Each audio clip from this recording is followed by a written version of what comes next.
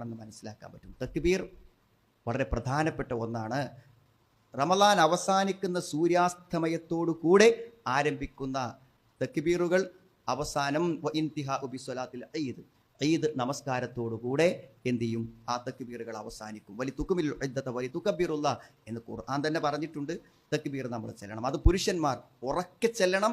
എവിടെ? ഫിൽ മജാമിഇ വൽ അസ്വാഖി വൽ ബുയൂത്ത്, വീടുകളിലും അങ്ങാടികളിലും എവിടെയെല്ലാം കൂടുന്നുവോ ആ അസ്തമയം കഴിഞ്ഞാൽ പിന്നെ നമ്മൾ എവിടെയാണെങ്കിലും അവിടെ തക്ബീർ മുഴങ്ങിക്കൊണ്ടിരിക്കണം. അതാണ് വേണ്ടത്. സ്ത്രീകൾക്ക് പതുക്കെ ചൊല്ലാം.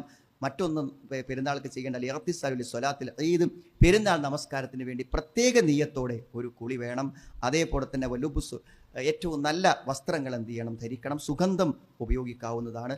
അതേപോലെ മറ്റൊരു കാര്യം, നോമ്പിൻ ഈദ്ഗാഹിലേക്ക് ഈ ചെറിയ പെരുന്നാളിന് ഈദുൽ ഫിത്തറിന് പോകുന്ന സമയത്ത് നമുക്ക് ഭക്ഷണം കഴിച്ചു പോകാം.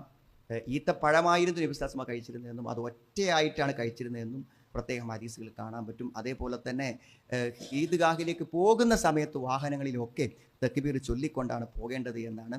പിന്നെ അതേപോലെ തന്നെ നമ്മൾ പള്ളിയിൽ വെച്ചാണ് ഈദ് നമസ്കാരമെങ്കിൽ നമുക്ക് അവിടെ പള്ളിയിൽ കയറിയാലുള്ള തഹിയ്യത്ത് പറ്റും. എന്നാൽ ഈദ്ഗാഹിലാണെങ്കിൽ നമ്മുടെ പെരുന്നാൾ നമസ്കാരത്തിന് മുമ്പ് വേറെ നമസ്കാരങ്ങളൊന്നും നമ്മൾ നിർവഹിക്കേണ്ടതില്ല. അതേപോലെ തന്നെ സ്ത്രീകളെയും കുട്ടികളെയും നമ്മളെ കൂടെ കൊണ്ടുപോകണം.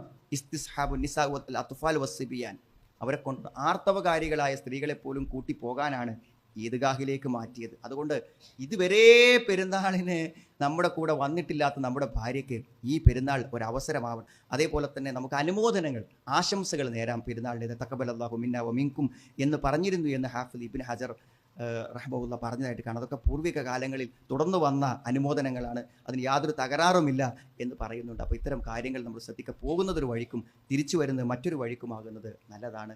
ഏതായിരുന്നാലും എല്ലാ സുന്നത്തുകളും അതിൻ്റെ നിർദ്ദേശങ്ങൾക്ക് അനുസരിച്ചുകൊണ്ട് പ്രവർത്തിക്കാൻ നമ്മളെല്ലാവരും പരിശ്രമിക്കണം.